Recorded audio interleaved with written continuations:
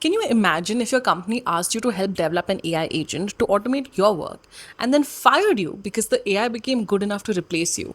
That's exactly what happened in China. A company hired a senior tech worker in 2022 to supervise and train AI models. And once the system became capable of handling large parts of his work, the company decided his role was no longer necessary. But instead of firing him, which I'm guessing they knew would look terrible, they first tried to demote him to a junior position with a 40% pay cut. Naturally, he refused. So the company settled this by firing him. Unfortunately for them, he decided to take the company to court.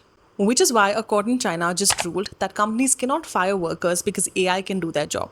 And if you've been watching the headlines, you already know why this matters. The IMF estimates that nearly 40% of jobs worldwide are exposed to AI. So this is not some distant future in a fiction novel.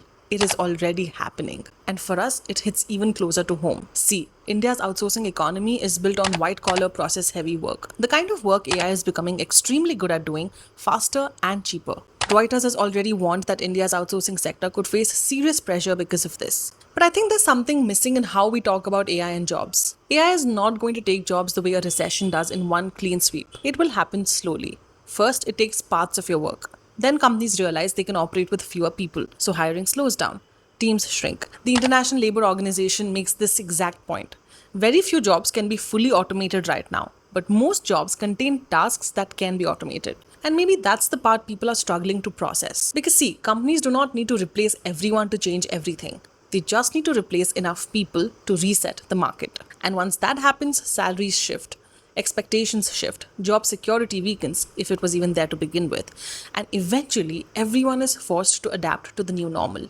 That is what makes China's ruling interesting. Because China didn't say you cannot adopt AI.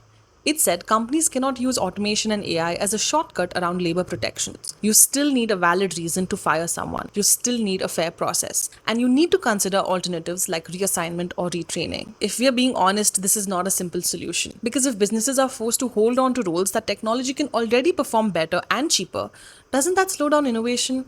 Doesn't it make companies less competitive on a global market? The European Union is trying to regulate how AI is used in workplaces. US is moving much faster on adoption with AI, and countries like India are still trying to figure out where to draw the line. Whether governments act or not, one thing is becoming very clear. This is no longer a conversation about technology.